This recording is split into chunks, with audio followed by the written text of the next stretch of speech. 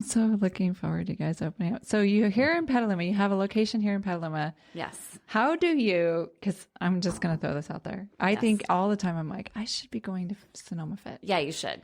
Also, Everyone should. I'm a lazy ass Everyone. driver. So I talking about live this. like 3 blocks away Yeah. so I'm basically in this area. Yeah. It's really not that far. No, it's really where not. your gym is. But 5-minute driving drive. to that, it's not 5 minutes, but it's 5 to 10. time it when you leave here to go over there. Mm-hmm. When you think of, I'm going to get into, maybe it's kind of hard to tell what it's going to look like after, but somebody like me, here's my lifestyle. Mm-hmm. I have 2 children who, quite honestly, I have every other week. So I have 50% custody. Mm-hmm. And so I have an entire week where I have plenty of time, but I also have a membership here. So basically my days till 6 p.m. are pretty tied up in terms of taking care of other people. Right. Mm-hmm. So I have a couple of choices. I can only go to work out on the weeks that I don't have my children, which I don't know fitness wise how ideal that is, but maybe something is better than nothing. Maybe the second choice is, what do I do with my little people? Like, I don't know. I guess what I'm questioning is, sometimes it's not really me you're talking to, but there are people who have all the excuses. I can't get over there because it's on the other side of town. And it's like, I can't get there till 6 o'clock and there's traffic and I've got my kids and like, There's really no excuse. It's not I a thing. have None of so that. many There's- things to there's- tell you. and also there's a third, like other component of which you and I'm going to throw this out there because we've all gotten vulnerable. You guys have Please. gotten vulnerable and I've Yes. been like all on the up and up. I don't have much of a social life, Yeah. but there's this idea that on the moments in which I have extra time, at some point I would like to actually be in a place where I'm going to meet somebody who's going to say, Yeah. what did we say this earlier? I got this.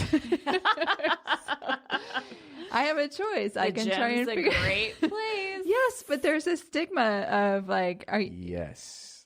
there is a stigma Guess of like, what? oh my Guess God, where I we met at the gym. Guess where we met? Yeah. Really? At the gym. Okay. Yeah. Yes. It's almost like, I met him did. in a bar. No, but we met at the gym, and it's a real thing. And we have seen lots of people meet people. Oh yeah. Oh, it's- Really?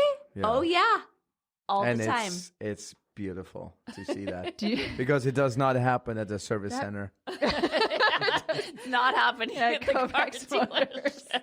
It does happen in the gym. so I mean, I'll admit that I'm a little bit older and I'm a product of like going to the gym in the 90s and the Yes. late 80s where it was like gross because there would be some gross guy like checking you out at the gym, and I do want to actually get That's what fit, I want to talk about. No, let But- me Yeah. talk about it. You've but I talked enough. don't want to be gross and be like It's not gross because you have a common interest, right? That's why yeah. you're going to the gym. You have a common interest. You're into health.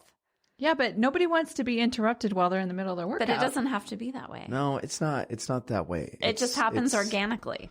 You know, you Yeah. see each other. You see Yeah. each other. Maybe you go to the same class all the time. Yeah. Maybe you work out at the same time. You just start talking and you have this common interest. This really happens? Which is, yes. Oh, absolutely. All the time. And then, it's like you see each other, you see each other, you see each other, you see each other like at the gym, but you do your thing. And then he it does gets their awkward thing. and you're like, hey, No, I've seen you like no, 40 no, times. Like, no. But then there is the day when you then, he walks into your beautiful space, like comes in here and you're like, hey, I know you. Oh my God. And boom, there it starts. Yes. it's a He's legit got it thing. all planned out. Oh, absolutely. Really? It is, yes. Yeah. And, like, just one other thing I just want to say, just like, all this excuses, like, oh yeah, well, I got this to do, I got that to do. Like people, everyone just set your priorities Right. straight. Mm-hmm. The priorities are all off. Well, I mean, yes, but if you have to choose between taking care of your kids and It's going a to real- the gym, it's do you a have real- daycare? No. Yeah, we do. No, Oh, you do? No. No, well, Whoa, let me wait, talk. Wait. No. No. Yes. There's so much more to be said than that. Let me address this since I'm the mommy. So, yes, we do have daycare, but also, we're not operating with daycare right now Of for the course. foreseeable future. Of course. So sometimes you're going to have to get up at 5 a.m. or 6 a.m. Exactly. And people don't want to do it. But guess what I did for years? I got up at 4:30 in the morning and I would go to work out. Crazy. No, I hated it. No one wants to get up that early, but I prioritized my workout and my health. And I'm like, you know what? This is what I have to do. This is the only time I have, and I'm going to do it. And I did it for years. And then you met Adam. Yeah. Well, so 4:30 a.m. pays off.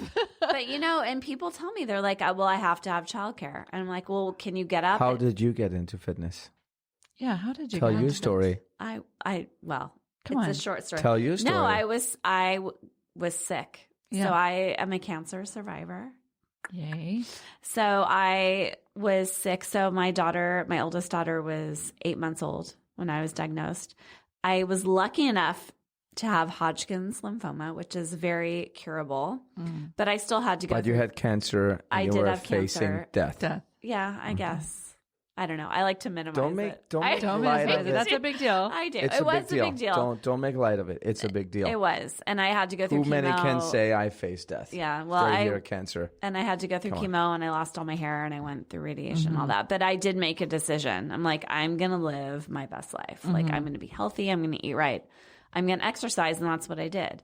And so I think I was extra motivated and I made it my priority. And so when people say, and listen, I'm not saying I don't understand. I do. Like, it's not fun to wake up at the crack of dawn and go get your butt kicked, right? Yeah. We'd rather sleep in and, wake up naturally at a normal time and go to work or whatever. But I was scared. Fear was driving me. And I'm like, I have to be healthy. And it wasn't that I was unhealthy. Right. But I just had this renewed sense of purpose. Like, I have children and I looked death in the face and I'm like, oh my God, for the first time, I realized that I'm vulnerable, right? That I could die. But how complicated was, besides that you're facing death, but how complicated was your life with work and your former husband? Yeah, I mean, and getting up at 4 a.m. to go to the and, gym when you have 2 children is like, it's not. But everything that came easy. Exactly, and that's exactly what I'm trying to explain to you. Her life was full of no's, yet she chose life. And she set her priorities straight and pursued health. I know. I'm kind of swooning right now. So, it's terrible that we have to face cancer, right, to set our priorities straight. That's a good point. And it doesn't take cancer. It shouldn't take cancer for you. It's like, how terrible is it that you had to face it to say nothing else matters? I have to survive, and here's how I'm going to survive. It's true. And also that brings us back to kind of where we are generally speaking, like, people, back to your point, Adam, earlier, is like, we are a very unhealthy culture right now. And the people who are even more unhealthy are the ones who are suffering from this pandemic and who are, quite frankly, dying from it as well. And, we've got over 100,000 deaths at this point, and it's likely mostly people who, obviously there's an older generation of people who are dying as well, but unhealthy people. And this is a great opportunity for people to take stock in that. For me, even like on a much lower scale, like I'm generally very healthy and I'm very, very fortunate to live the life that I do. But I can tell you, earlier today, I think before we were even recording, I don't know, we're 2 hours into it. So maybe it was on the recording. I'm not sure, but I was telling you about how I just lost my shit with my kids for no reason. Like, there was they did nothing wrong. Nothing big happened. And I just lost it. And what I realized during this moment in our time is that when I don't get physical activity, and for me lately, it's been a 5-mile loop, which is great. 5 miles a day. It's something. It's outdoor air. It's activity. Those are the days where it starts to build up. And for me, like I said, I have my kids fit, 1 week and off 1 week. And when I have them 1 week, I haven't been making my walks a priority. And then we're on, I don't know what day of the week it is, Friday. It's great. I get them on Monday and by Friday I'm losing my shit with them. And it's not fair. It's not fair to me and it's not fair to my children. And it's a great example of the reason why you guys do what you do, the reason why SoFit and other independent and even chain gyms and fitness centers should be open, and the reason why we shouldn't make excuses. And if I have to get up at fucking 4:30 in the morning, it sucks, but it makes you a better person. Are you guys open at 4:30 in the morning? No, 5. 5. But yeah, I drink my coffee before. But no, it does make you a better person. It really does. Like that's exactly the point that I really want to drive home is that yes, you're uncomfortable. It's hard to get up early, but my God, when you work out and you're able to just take that 30 minutes, 45 minutes, hour for yourself, you're a better parent. You're a better person. Yeah, you have more patience. I mean, it's really, really important. Right. And it's not selfish. Also, I'm going to never take one of your classes because you're legendary for being like a fucking hard ass. She does. I literally don't think I could ever take one of your spin You classes. absolutely could. No. But I don't put up with a bunch of bullshit in my classes. Like you're there for an hour and you're there for a reason. And don't waste your time and don't waste my time. Right. I'm not the I'm not the loving, like, oh, like, good for you, like, whatever. And it's not that I don't appreciate people being there. I so do. Yeah. But also, like, we're all here to work. Yeah. And I don't care what your fitness level is. I don't care what your capabilities are. Just try hard. I'm giving you 100%. There are so many days where I've gone through so much shit or I don't feel good and I don't want to be there. But you know what? I'm showing up for you.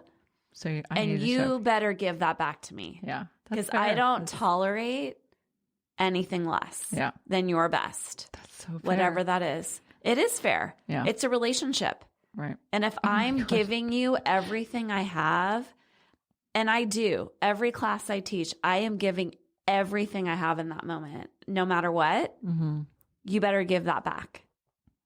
Oh my God. I feel like we should stop right there because there's like, she just put it was a big exclamation mark on that. It was very, very good. And this is why we're running Sonoma Fitness Clubs because she inspired me and I'm like, wow. Wait, she inspired you, huh? Well, yeah, that's how it started. Yeah. No, well, I was a businessman. She was just like, she was in it. And today I know here's one thing that I know. She has saved just this person right here. This 5'4". Baby, 5'2" on a good day. Oh. Well, you got some pretty freaking tall shoes on. How tall are you today? Oh, yeah, that's right. Maybe 5'6" with these shoes on. So this 5'2" person next to me, I know she has saved probably thousands of lives. Oh, that's very generous. No, but he's probably not wrong. I mean, you've got. No, I really mean it. I'm not, this is not just like a number that I just made up and because it sounds good. No, this is how many lives she has saved. And it's important to recognize that being healthy is essential, which is like one of the, talking of stigmas. I mean, you were talking about a gym, right? Yourself, like here we are, good friends. You guys know each other, but what do you think of a gym? Ugh, it's like dirty, stinky, filthy, and all these sweaty people, all the germs. Well, it's not really that's not it. Just like you're thinking of like dreading you dropping off your car at the mechanic shop, right? It's like these stigmas that you have. Now we're rewarded by Newsom being a non-essential business, which is my biggest struggle, right? It's like, okay, here comes the governor of this beautiful sunshine state saying like your health is essentially not essential. Yeah. So health is important, very important, obviously. And I just think that most of the problems in this world actually can be fixed if we all just